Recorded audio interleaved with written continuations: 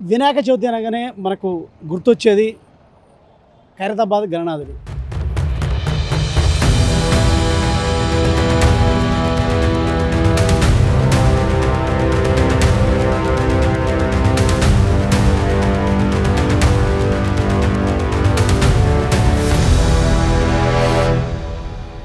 దేశంలోనే ప్రసిద్ధిగాంచిన ఈ గణనాథుడికి చాలా చరిత్ర ఉంది. అదేవిధంగా ఈ గణనాథుడిని దర్శించుకోవడానికి కూడా వివిధ రాష్ట్రాల నుంచి కూడా ఇక్కడికి వస్తారు.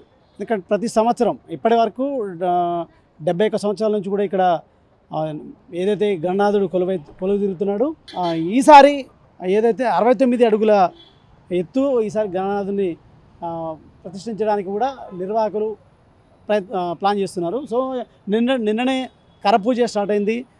ఈ రోజు నుండిగా గణనాథుని విగ్రహ రూపం ప్రతిమని ఏదైతే ఈ నిర్వాహకులు ఈరోజు నుంచి అంటే నిన్న నుండి ప్రారంభిస్తారు. సో ఈసారి విశ్వశాంతి మహాగణపతిగా ఖైరతాబాద్ గణనాథుడు కొలువుదీరని ఉన్నాడు. సో ఈ నేపథ్యంలో కూడా అంటే కుడివైపు 4 చేతులు, ఎడమవైపు 4 చేతులు ఉంటాయి. ఒక చెయ్యి శాంతికి చిహ్నంగా, అంటే విశ్వశాంతి మహాగణపతుడు కాబట్టి శాంతికి చిహ్నంగా కూడా కనిపిస్తుంది.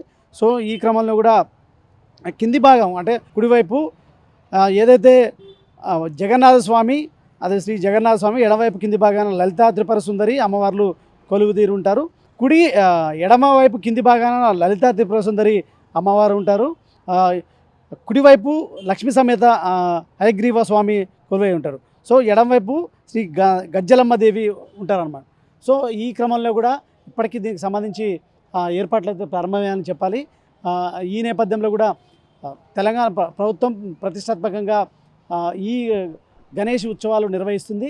ఈ నేపథ్యంలో కూడా ఇక్కడికి ఏదైతే గణనాథుడికి ప్రత్యేక పూజలు చేయడానికి కూడా గత సంవత్సరం తెలంగాణ గవర్నరు ఇక్కడికి వచ్చారు, ప్రత్యేక పూజలు నిర్వహించారు. సీఎం రేవంత్ రెడ్డి వచ్చారు.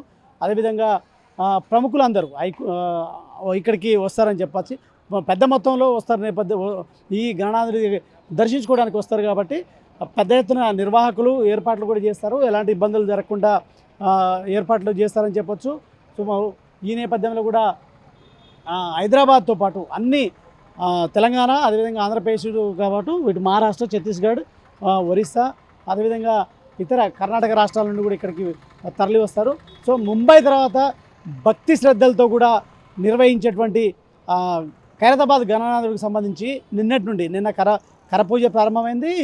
నిన్నటి నుండి పనులు ప్రారంభమయ్యాయి. సో మొత్తం ఈసారి అంటే 71 సంవత్సరాలు కాబట్టి 69 అడుగులు, గత సంవత్సరం 68 అడుగులు గణనాథుని రూపొందించారు.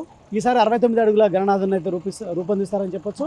సో ఈ క్రమంలో కూడా తెలంగాణ ప్రభుత్వం గణేష్ నిమజ్జనానికి సంబంధించి ఇక్కడ ప్రత్యేకంగా కూడా గణనాథునికి ఏర్పాటు చేస్తారని చెప్పాలి.